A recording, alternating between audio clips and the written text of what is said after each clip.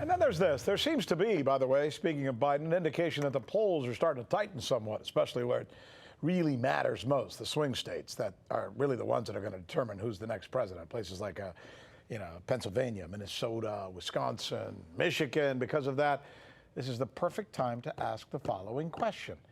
If the Democratic primaries had run their course without interference from the party bosses, which means that most likely Bernie Sanders would have won, would the Democrats be better off or worse off, in a better position or in a worse position than they are right now? I can't think of a better person or a smarter person to ask this question of, and by the way, a funnier person, than Jimmy Dore, the host of the Jimmy Dore Show, who's good enough to grace us, I should say, with his handsomeness, I should say. You're looking good, man. COVID-19 has treated you pretty good, I guess, right? What, did you lose weight or something? I actually did lose a little weight. I'm actually eating less, and I'm just laying out in my backyard. Thank God I'm lucky enough to have a backyard. There's nothing else to do except lay in my backyard. So that's what I've been doing. Well, I'm a fan. But Go ahead. Yeah, please.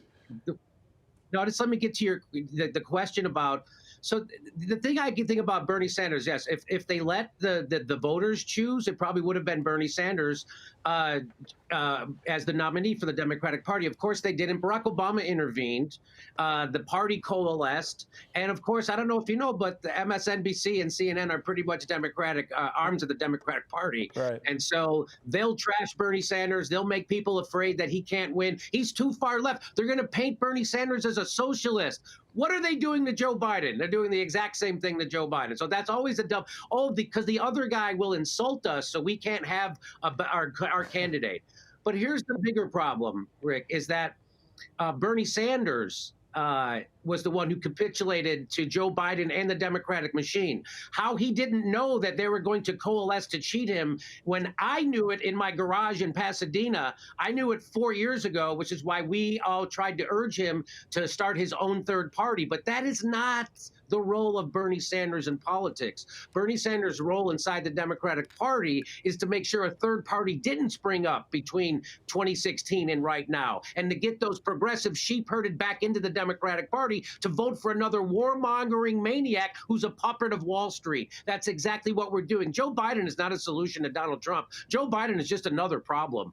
The reason why we have Donald Trump is because guys like Joe Biden paved the way with the crime bill, with deregulating Wall Street, with kicking people out of their houses when Wall Street crashed. He was part of the Barack Obama administration. Well, last time we had an economic meltdown, Rick, they kicked 5.1 million families out of their house. They didn't help them. They didn't try to help them. And by the way, the bankers never missed a bonus, and the banks got bigger, and they took us from 2 wars to 7. People are sick of this stuff, and that's why they were so desperate that they voted for Trump in the first place. And now what you're doing, you're right. Joe Biden is neck and neck with Donald Trump in the swings. He's doing worse than Hillary Clinton at this stage in the election was doing against Donald Trump. So, and the thing that kills me, Rick, is that my thing is that the people who consider themselves Democrats and are also celebrities will never tell Joe Biden to demand that he goes out and gets a vote. You're supposed to campaign to get votes. There's 100 million people in this country that don't vote. What is Joe Biden doing to get their vote? He's doing nothing. Right. All he has to do, Donald Trump now just said he's going to extend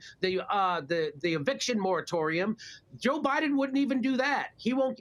This country is so corrupted.